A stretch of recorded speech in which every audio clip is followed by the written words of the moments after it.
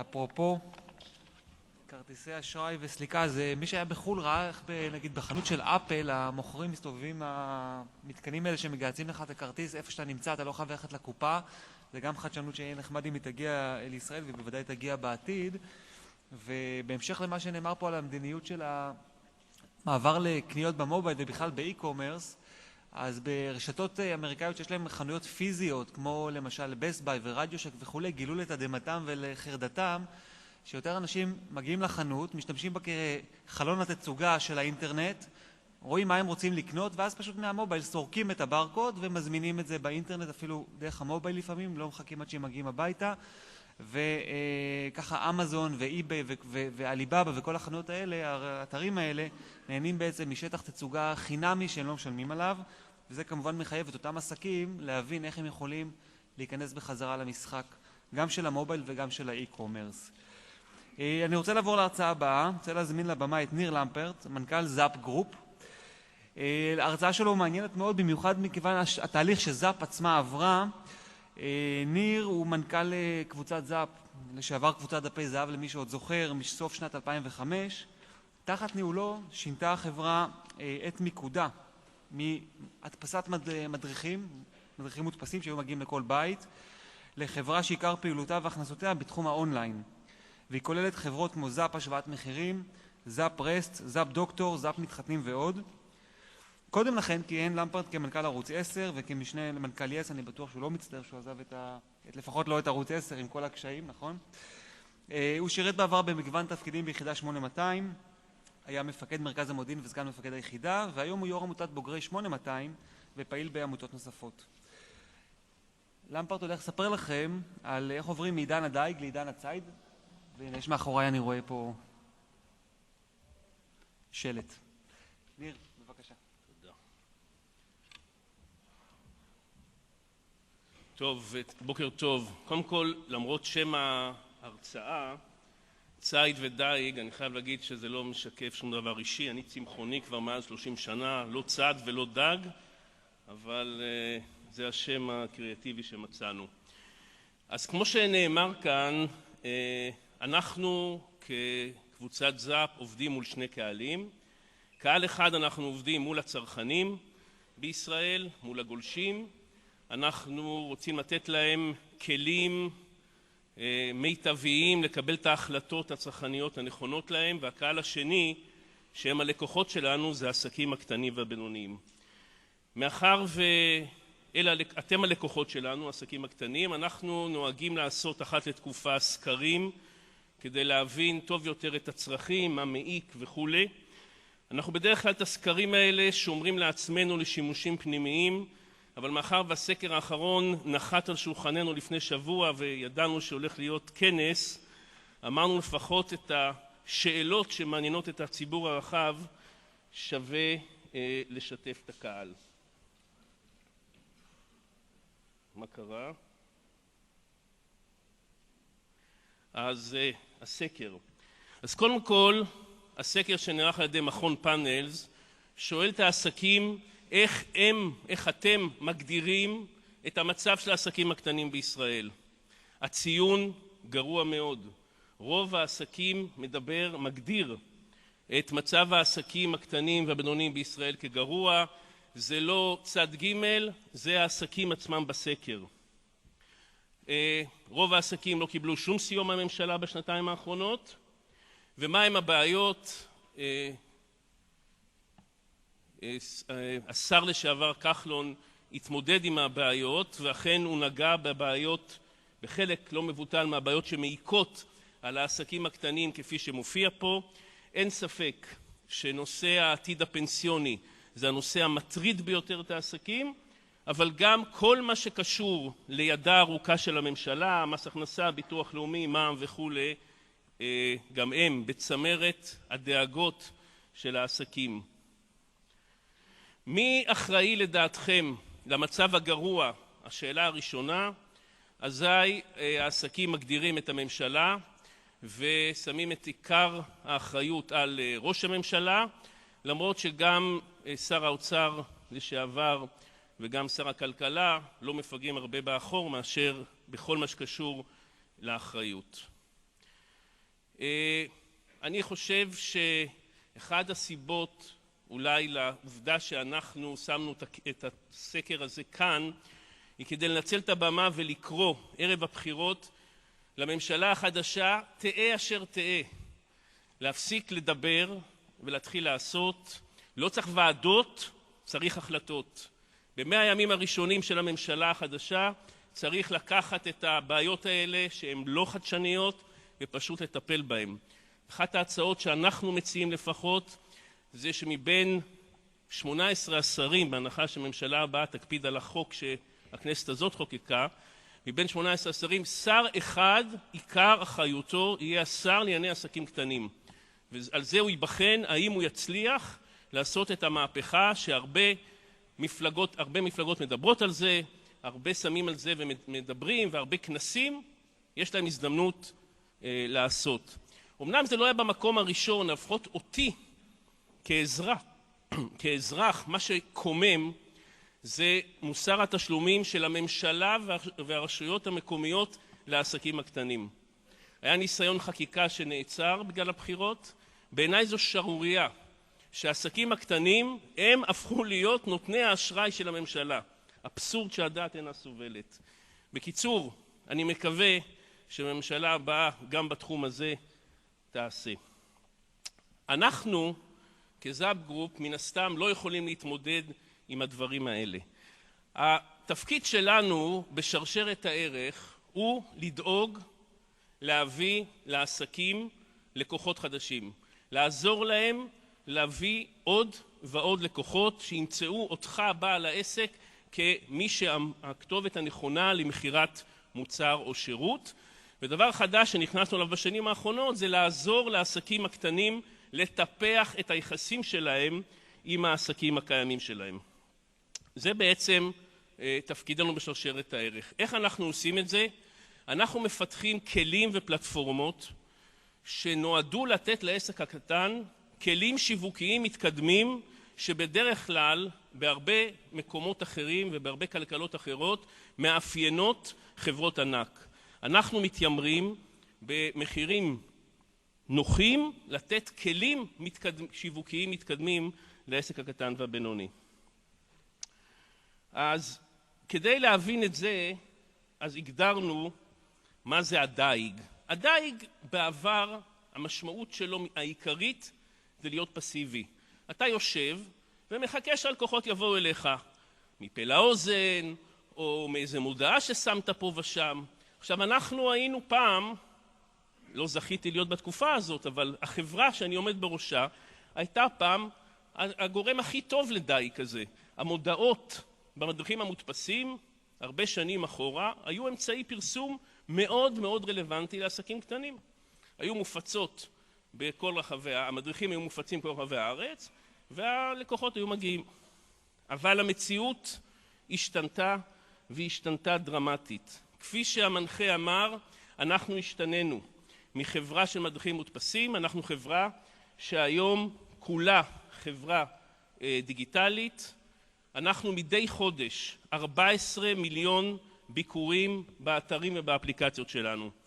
יש בישראל כ5 מיליון גולשים רלוונטיים, זאת אומרת שהישראלי הבוגר הרלוונטי מבקר בממוצע כמעט 3 פעמים בחודש באחד האתרים שלנו. כך שאנחנו בהחלט, אני יכול לומר, יכולים לדבר על שינוי. הנושא המרכזי בשינוי זה קודם כל להבין שהצרכן השתנה. אם הצרכן של פעם, טרום העידן הדיגיטלי, היה צרכן פסיבי, היה צרכן שהיה די שטחי, הצרכן היום הדיגיטלי מתוחכם הרבה יותר, תובעני הרבה יותר, אוסף הרבה מאוד מודיעין לפני שהוא מבצע רכישה, ואולי שתי נקודות חשובות לא פחות. אחת, הוא נמצא בהרבה פלטפורמות, אחיה הזכיר את זה בהיבט אחר, הוא יכול להיות בדסקטופ, הוא יכול להסתכל במובייל בחנות, והוא יכול לראות בבית בטאבלט, זה לא משנה. הוא נמצא בכל הפלטפורמות. והנקודה השנייה המהותית, הוא כבר לא סלחן, הוא מאוד תובעני, הוא רוצה כאן ועכשיו, והסובלנות שלו לשירות גרוע או לתחושה שעבדו עליו, הסובלנות שלו מאוד מאוד נמוכה.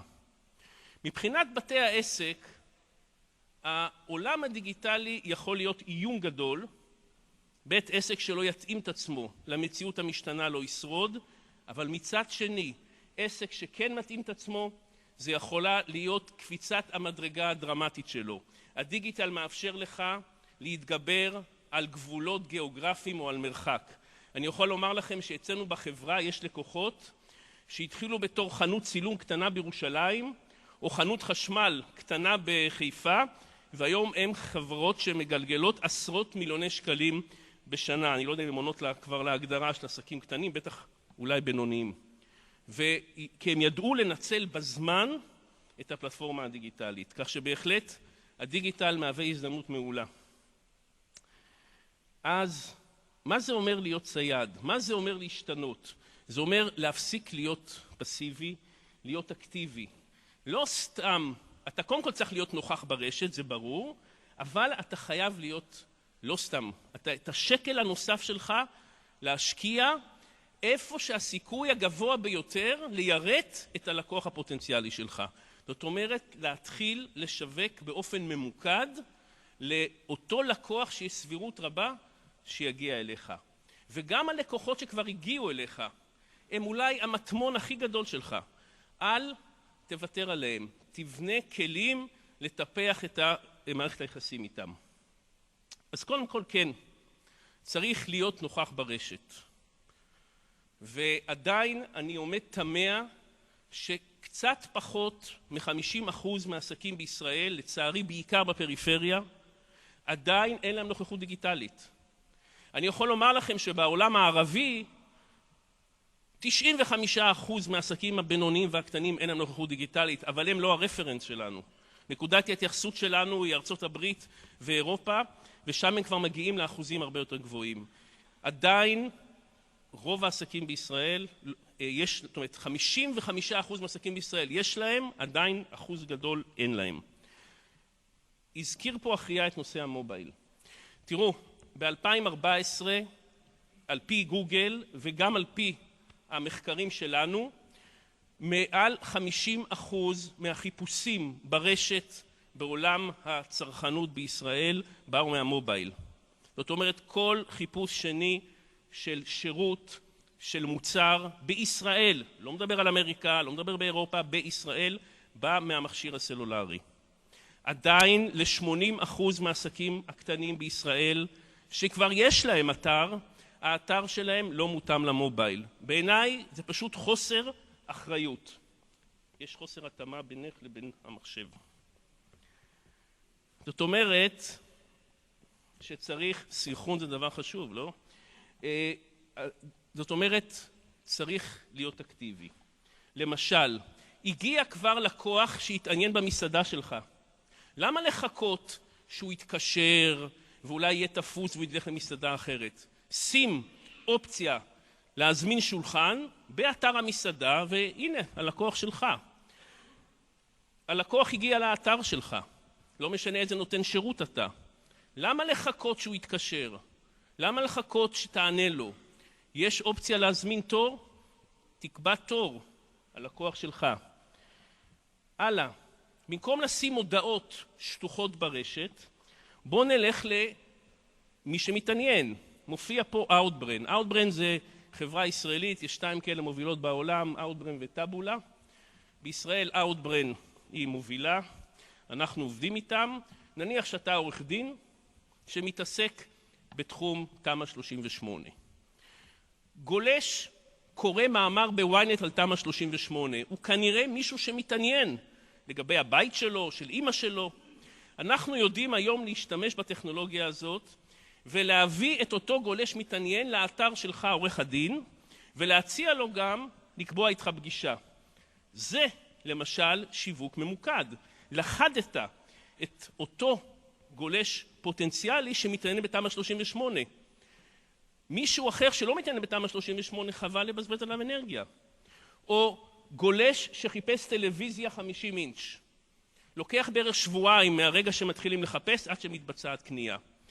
ניתן היום לסמן את אותו גולש ולשלוח לו מודעות פרסום ממוקדות על מבצעים של טלוויזיה 50 אינץ' בכל אתר שהוא נמצא. הוא יכול להיות בוואן, הוא יכול להיות במאקו, אני לא רוצה להגיד אתרים אחרים, שם הוא יקבל את המודעה שלו. שוב, ברור לכם שהמודעה הזאת, הממוקדת, היא מאוד מאוד רלוונטית. דיברתי על הלקוחות הקיימים שלך. הלקוחות האלה, תדבר איתם. יש היום פלטפורמות. יש פלטפורמה של מועדון לקוחות. יש פלטפורמה של פייסבוק. צריך לנהל איתם דיאלוג, לעדכן אותם על מבצעים מיוחדים שאתה עושה, לברך אותם ליום ההולדת וכך הלאה.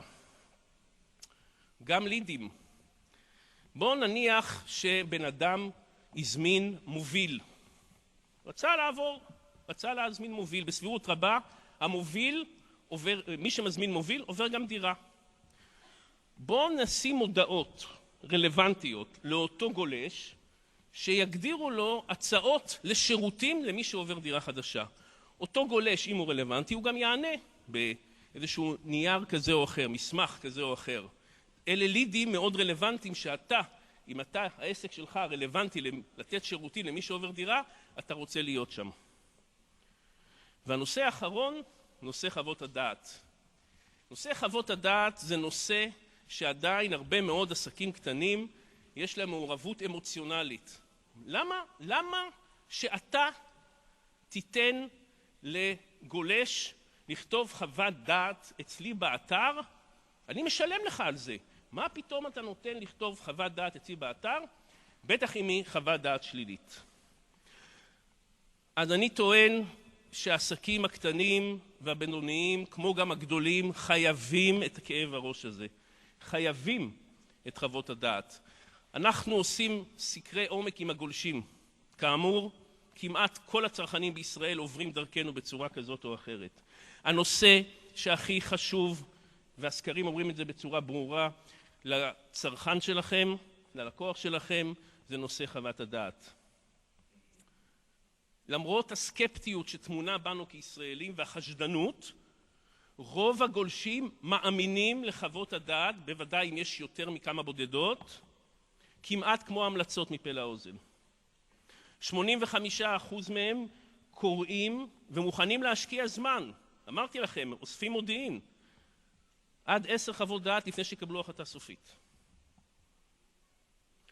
אנחנו במגוון העסקים, מגוון האתרים שלנו, נכנסנו לחוות הדעת בשנים האחרונות, יש לנו כבר מעל 330,000 חוות דעת, וכל שבוע נכתבות אצלנו אלפי חוות דעת חדשות. אנחנו משקיעים הרבה מאוד כסף, גם באמצעים טכנולוגיים וגם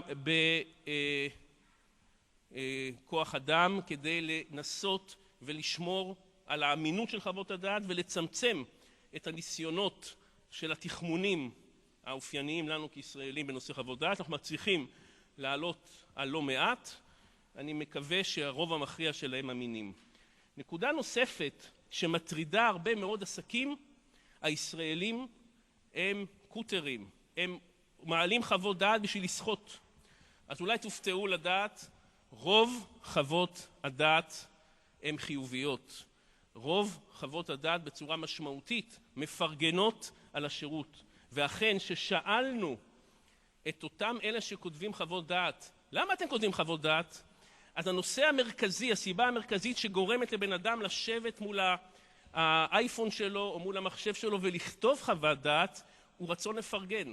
הוא רצון לחלוק עם גולשים אחרים את החוויה החיובית שעברתי במסעדה שלך, במשרד שלך, בחנות שלך. גילינו עוד נקודה משמעותית, האמינות, וזה נתמך גם בסקרים מחו"ל. גם אם יש חוות דעת שליליות עליכם, אם הן נטמעות בעוד חוות דעת חיוביות כמובן, האמינות של חוות הדעת על העסק שלך והאמינות של בית העסק שלך גדולה יותר מעסק שכל חוות הדעת שלו מושלמות. זו נקודה מעניינת, היא מגדילה את האמינות. ולכן לסיכום, העולם הדיגיטלי הוא איום, אבל הוא בעיקר הזדמנות. ולכן אתה בית העסק, את מפעילת בית העסק, בעלת בית העסק, אתם חייבים להתאים את עצמכם, לדאוג, לשנות את המוד, להיות מפסיביים לאקטיביים ולהשתמש בכלים המתקדמים ביותר שיש היום, והחדשנות היא מטורפת, יש כל הזמן אמצעים חדשים, וכמובן כדאי לעשות ולהיעזר בחברות גדולות שיכולות לתת את השירות המקצועי עם תשתית גדולה שתאפשר את הכלים הכל כך מתקדמים האלה גם לעסקים קטנים. תודה רבה ובהצלחה.